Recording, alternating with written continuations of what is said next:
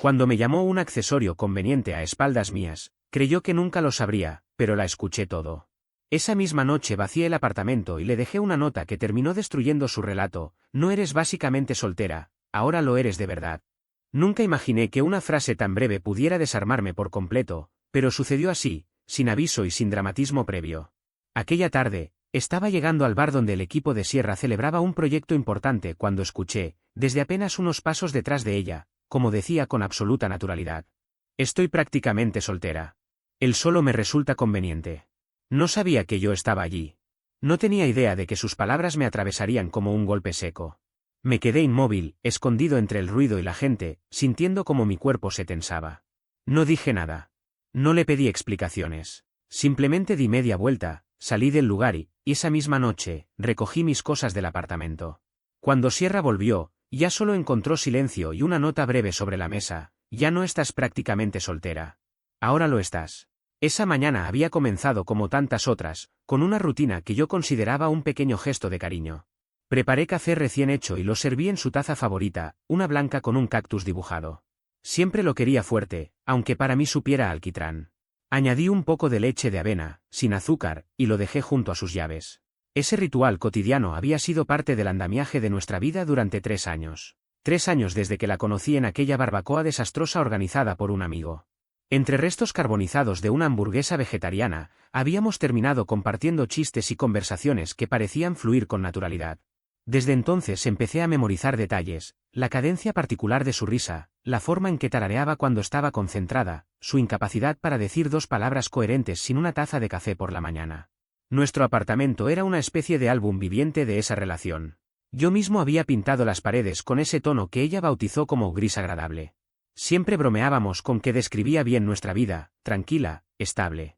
Un domingo entero lo pasamos ensamblando una estantería de IKEA, ella leyendo las instrucciones con creciente frustración, yo peleándome con los tornillos, ambos tirados en el suelo riéndonos cuando al final quedó en pie por puro milagro. En una de las repisas estaba una foto nuestra en la playa, ella apoyada en mi hombro, yo con un brazo rodeándola mientras entrecerrábamos los ojos por el sol. La imagen transmitía una felicidad que, por esos días, yo creía absoluta. Yo sabía que era el estable de la relación. Mi cargo como gestor de proyectos tenía un sueldo fiable que nos permitía vivir cómodamente. Eso le daba a Sierra margen para dedicarse a sus encargos como diseñadora gráfica independiente, incluso en los meses en los que los clientes tardaban en pagar. Más de una vez cubrí su parte del alquiler sin mencionarlo después. Para mí, así funcionaba un equipo, uno era respaldo del otro. Justo un mes antes me habían aceptado en el programa MBA que tanto había deseado. Le enseñé el correo lleno de emoción, aunque también con miedo por el coste y el tiempo. Ella me sonrió, me besó la mejilla y dijo: «Es increíble, Mateo, pero ¿seguro que es el momento? Mi trabajo sigue algo inestable. Quizá convenga esperar un año, ahorrar más. Tenemos tiempo de sobra». Guardé mi entusiasmo en un cajón alto y lo dejé allí. Confiaba en que nuestra oportunidad llegaría más adelante. Ahora sé que los indicios ya estaban presentes. Los suspiros cuando mencionaba a mis amigos, a quienes insistía en llamar aburridos. Sus burlas ante mi costumbre de preparar las comidas de la semana. Las salidas después del trabajo que se hicieron más frecuentes. Llegar a casa casi siempre con una historia nueva sobre colegas que yo no conocía y un brillo en los ojos que no solía dirigirme a mí. Y aunque todo eso me inquietaba, insistía en verlo como parte de una etapa pasajera. El amor es un blindaje peligroso, nos hace creer que no necesitamos mirar donde duele. Un mensaje llegó a las 4:37 de la tarde mientras yo terminaba un informe, gran logro del equipo. Nos vamos a tomar algo al Overlook en la Quinta. Vamos todos. Ven. Quiero presumirte. Cerré el teléfono con una sonrisa que me calentó el pecho. Ella no solía invitarme a reuniones con sus colegas, a veces yo sentía que no encajaba del todo en ese entorno tan creativo que ella proyectaba. Pero ese día parecía diferente. Por la mañana incluso me había permitido acomodarle la corbata negra que usaría para la presentación. Estuvimos frente al espejo del baño, mis manos sobre sus hombros, su mirada encontrando la mía reflejada. «Los vas a impresionar a todos», le dije. «Somos un buen equipo tú y yo», respondió. Recordar esa escena después fue como llevar un cristal roto en el estómago. Llegué al bar más tarde de lo que quería. Tenía iluminación tenue, música electrónica genérica y una vista panorámica de la ciudad encendiendo sus luces. Había mucha gente celebrando el final de la semana laboral. Encontré a Sierra rápido, destacaba como siempre, rodeada de varios compañeros, todos con cócteles elegantes y sonrisas confiadas. Su risa resonaba entre el bullicio, familiar pero extrañamente distante. Me sentí orgulloso al verla tan segura.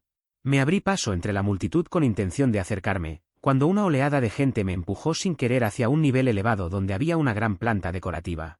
Quedé a apenas 1 metro detrás del grupo, pero completamente fuera de su campo visual. Y fue allí donde escuché el inicio de mi caída. Una mujer de cabello rubio cortado en un bob perfecto preguntó. Entonces, Sierra, ¿tú y cómo se llama? ¿Mateo? ¿Van en serio? 3 años son bastante tiempo. Sierra sonrió de medio lado y tomó un sorbo lento de su bebida. ¿En serio? Soltó una risa ligera, vacía. Por favor, no. Es agradable, cómodo, pero serio, ni de lejos. Sentí como el aire me abandonaba. Un hombre apoyado en la baranda intervino. Pero viven juntos, ¿no? ¿Cuál es el arreglo? Ella bajó el tono, como si revelara un secreto jugoso.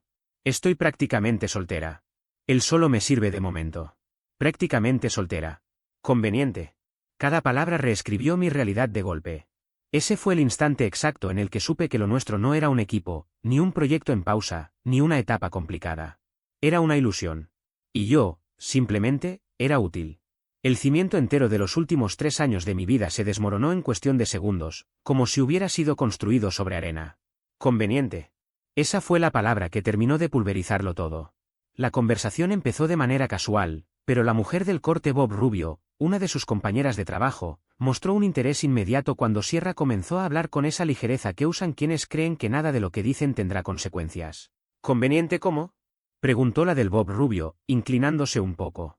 Pues ya sabes cómo es, respondió Sierra, como si estuviera compartiendo un truco cotidiano. Mateo paga la mitad del alquiler en un piso increíble, arregla lo que se rompe y es alguien cálido que me recibe cuando llego, sin exigir demasiado. Pero hasta ahí. Es algo temporal, una solución mientras tanto. Vi su sonrisa de satisfacción reflejada en el perfil de su rostro. Estoy manteniéndome abierta a otras posibilidades, añadió con descaro. ¿Has visto a Kouri del departamento contable? Ese sí que tiene futuro, y moto. Mateo tendría un ataque de pánico solo de ver una. Las 3 rieron al unísono, un sonido ligero, casi musical, pero que a mí me atravesó como una descarga. La algarabía del bar, el murmullo de la ciudad, incluso la música de fondo, todo se amortiguó. Me quedé rígido, como si ya fuera un fantasma, borrado antes de tiempo. Para ellas, yo no era más que el suplente confiable, la pieza que rellena huecos, el responsable de hacer café, pagar facturas y mantener el orden mientras Sierra esperaba a alguien mejor. Alguien con una motocicleta. Observé su postura, su forma de mover las manos, su tono despreocupado, como si estuviera rompiendo una servilleta y no una relación. Yo veía a una persona distinta. Una extraña usando su cara y su voz para desmantelar nuestra vida en público, ofreciéndola como entretenimiento barato. Mi móvil vibró en el bolsillo, pero no hice el menor gesto. La mano que había extendido de forma instintiva para tocarla cayó inerte, sin propósito. Pasó un minuto que se sintió como varios capítulos de un libro que ya no quería leer. Y entonces me di la vuelta. No avancé hacia ella. No hablé. No provoqué un espectáculo. Simplemente me fui. Nadie notó mi presencia ni mi ausencia. El camino a casa fue una especie de silencio suspendido. No el silencio sereno que da paz, sino uno denso, parecido al instante que sigue a una explosión, antes de que los restos caigan al suelo. Mis manos se mantuvieron firmes en el volante. Mi respiración, estable. Lo que habría esperado en una situación así, desesperación, rabia, confusión, no estaba. Solo había claridad quirúrgica. La niebla se había disipado, dejando una verdad incuestionable. Al entrar al apartamento, porque ya no podía llamarlo nuestro, el aroma de la vela de jazmín encendida me resultó una burla. Antes me parecía acogedor, esa noche, me asfixió. No me dejé caer en el sofá ni busqué una bebida para aliviar nada. Fui directo al armario de almacenamiento con una determinación que me sorprendió a mí mismo. Saqué mis 2 maletas grandes y las cajas de cartón que guardaba para las mudanzas. Comencé por el dormitorio. Al abrir el armario, la diferencia entre su lado y el mío era casi un símbolo de todo lo que pasaba por mi cabeza, lo suyo era un estallido de colores, texturas y estilos, lo mío, ordenado y lineal. Camisas, suéteres, pantalones. Nada más. Tomé mis camisas y las retiré una a una de las perchas, sin arrugarlas, sin violencia. Las doblé como me enseñó mi madre, con precisión, y las coloqué dentro de la maleta.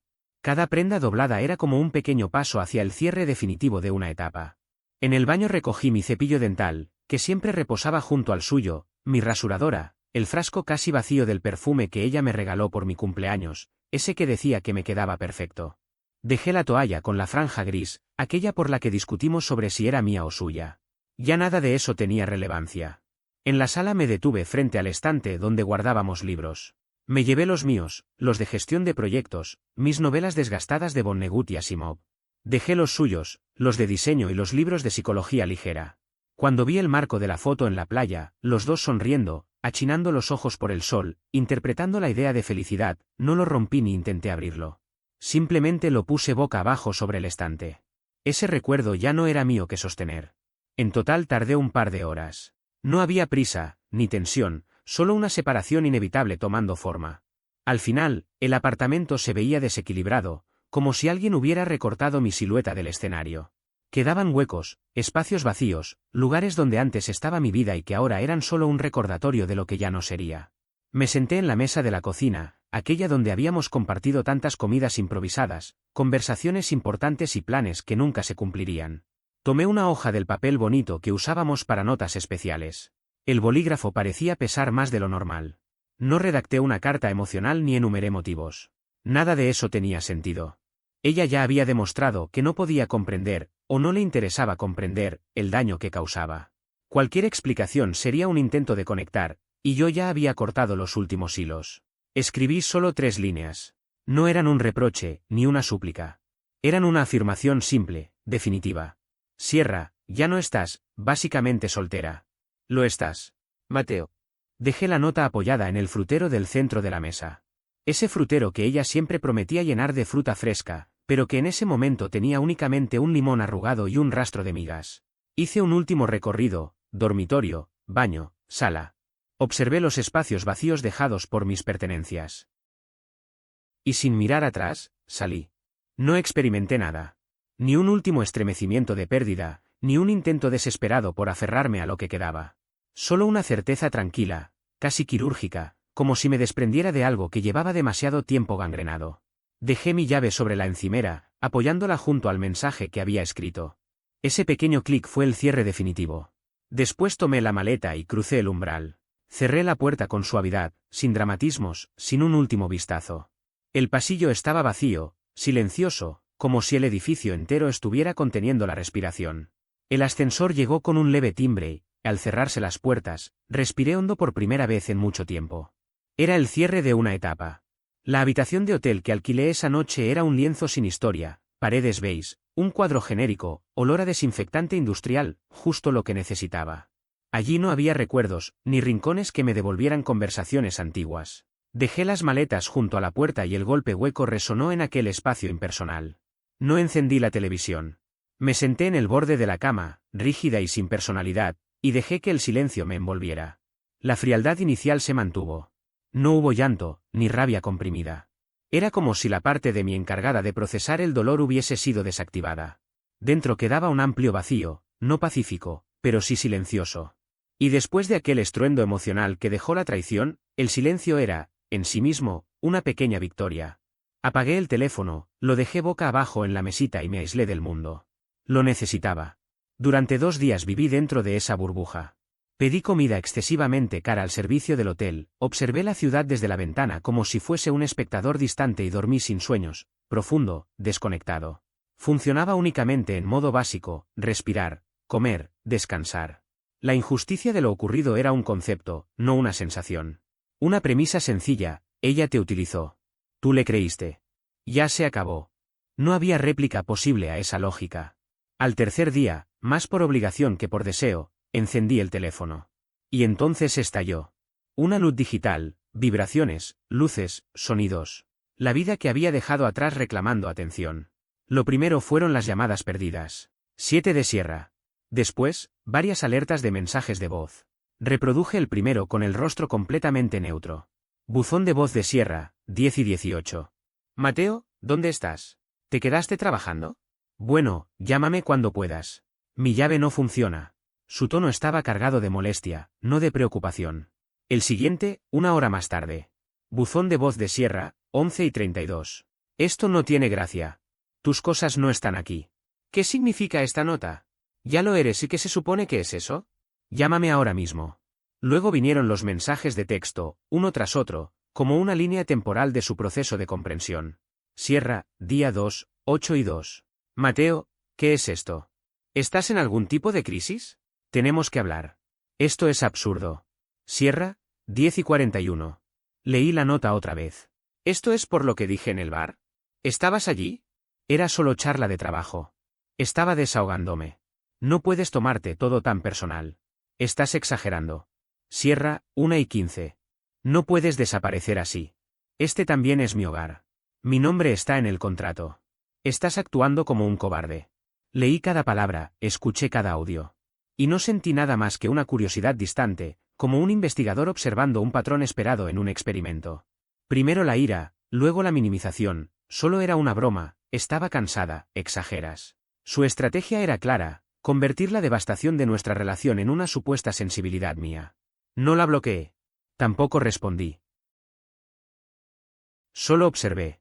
Era el primer síntoma del cambio de roles, ella gritando al vacío, yo del otro lado, en silencio absoluto. Al cumplirse una semana, su tono cambió. La rabia dio paso al pánico, y la consecuencia de sus actos empezó a acercarla. Sierra, semana 2. Mateo, por favor. Lo siento. Fui una idiota, estaba presumiendo delante de ellos. Eres lo mejor que me ha pasado. ¿Te quiero? Era su primer te quiero en años, y sonó más a negociación que a sentimiento. Luego apareció la primera intervención externa, una llamada de Maya, amiga de Sierra, una de las que siempre me miró como si yo fuera un complemento sustituible. No contesté. Buzón de voz de Maya. Cody, habla Maya. Mira, sé que todo terminó mal entre tú y Sierra, pero tienes que ser maduro. Ella está fatal. Llora siempre. No puede pagar el departamento sola, lo sabes. Su madre la está presionando y en el trabajo se enteraron. Está siendo muy duro para ella. Deja de ser tan frío. Borré el mensaje sin dudar. Sé el más noble, el himno eterno de quienes justifican a los irresponsables. Pero nada de eso era mío ya. Ni sus lágrimas, ni su estrés económico, ni su vergüenza pública. Era simplemente la factura de sus propias palabras alcanzándola. Las semanas siguientes los mensajes de Sierra se volvieron erráticos, un vaivén entre súplicas y veneno. Sierra, semana 3. No puedo creer esto. Me tengo que ir del departamento. Mi madre dijo que puedo quedarme con ella. Es humillante. ¿Estás satisfecho? Sierra, semana 4. Sé que te mudaste. Alguien te vio. ¿Dónde estás? Aún quedan cosas tuyas aquí. Sabía que era mentira. No había dejado nada. Había sido meticuloso. Y entonces se cayó la máscara. Sierra, semana 5. ¿De verdad vas a ignorarme después de 3 años?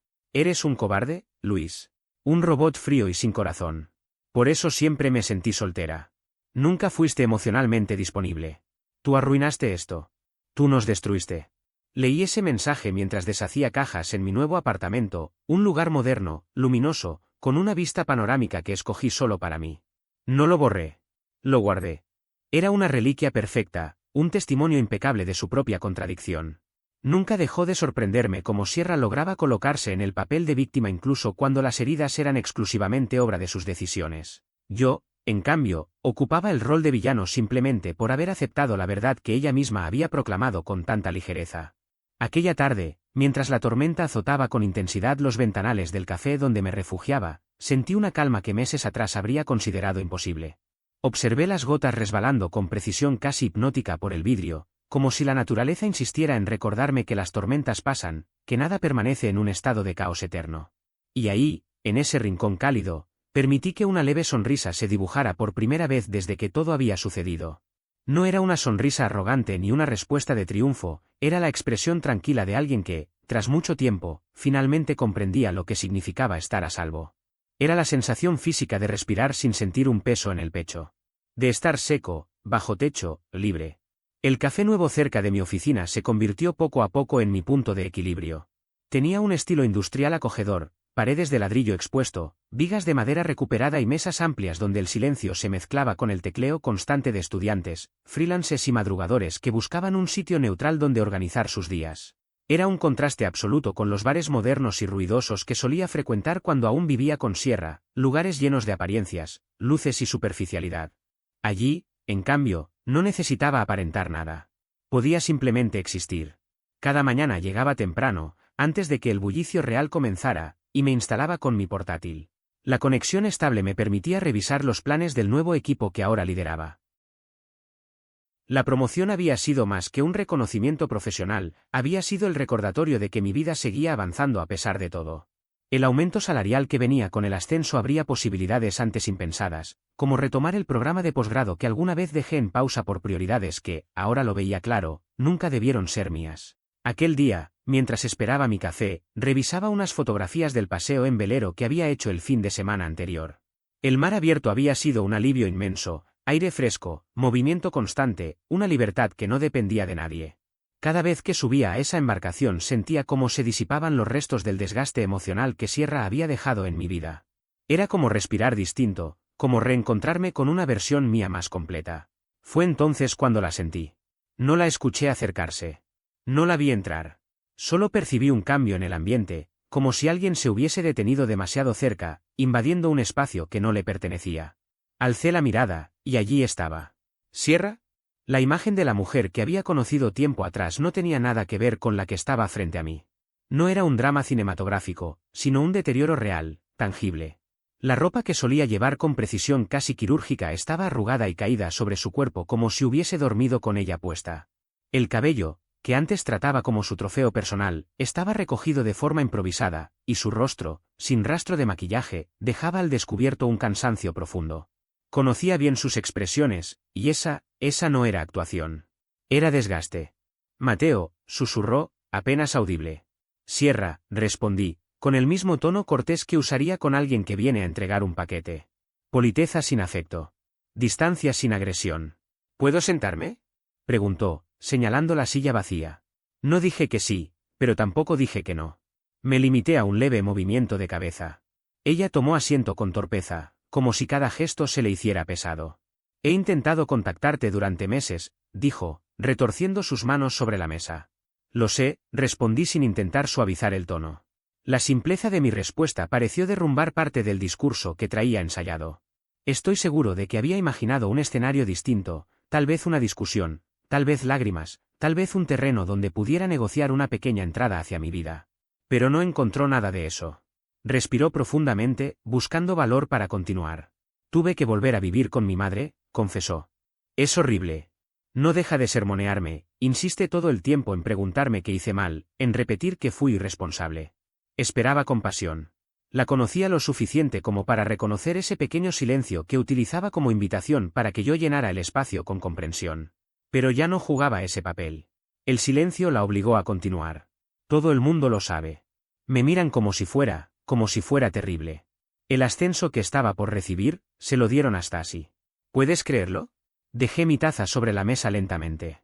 Sí, lo creo. Ella se tensó de inmediato, como si mis palabras le hubieran pesado más que todo lo anterior. ¿Qué se supone que significa eso?, preguntó, con un tono que mezclaba indignación y vulnerabilidad. Significa que las acciones tienen consecuencias, respondí con calma. Te mostraste como alguien que utiliza a las personas cuando le conviene. Las empresas suelen preferir líderes que demuestran integridad. No lo dije con rabia. Era una observación objetiva, casi académica. Sus ojos se llenaron de lágrimas al instante. Hablas como si no tuvieras corazón, susurró. Estoy hablando con sinceridad, contesté. Y no lo perdiste todo por un comentario. Lo perdiste porque ese comentario reveló lo que realmente pensabas de mí. Yo simplemente te creí. No era en serio, sollozó. Era una broma, Mateo. ¿De verdad vas a desechar 3 años por eso? Fue un comentario tonto, un momento de querer impresionar. Sacudí la cabeza. No estoy desechando nada. Solo estoy aceptando la realidad que tú misma creaste. Dijiste que estabas básicamente soltera. Yo solo confirmé tu estado.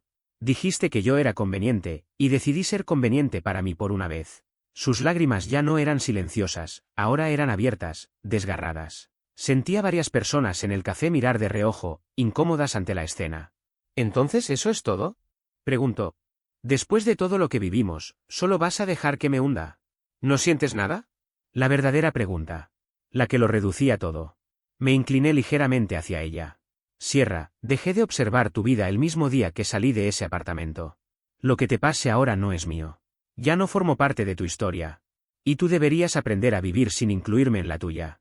Me levanté despacio, tomé mi bolso y la observé por última vez. Busqué dentro de mí alguna señal de lo que alguna vez sentí. Amor, dolor, nostalgia, pero no había nada. Solo una paz profunda, amplia e inmensa. Sierra ya no era nada más que una desconocida. Y ni siquiera una agradable. Ojalá encuentres lo que buscas, le dije con honestidad. Porque sabía con absoluta claridad que lo que buscaba, alguien que llenara el vacío hasta que le resultara útil, ya no sería yo. Salí del café sin mirar atrás. La puerta tintineó al cerrarse detrás de mí. Afuera, el sol de la mañana brillaba con una claridad casi simbólica, envolviéndome con una calidez que no había sentido en mucho tiempo. El pasado, por fin, era un libro cerrado. Sin peso. Sin sombra. Y frente a mí se extendía un horizonte amplio, limpio y silencioso, un mar abierto que, por primera vez en años, me pertenecía. Yo era el capitán de mi propio rumbo. Sin duda alguna.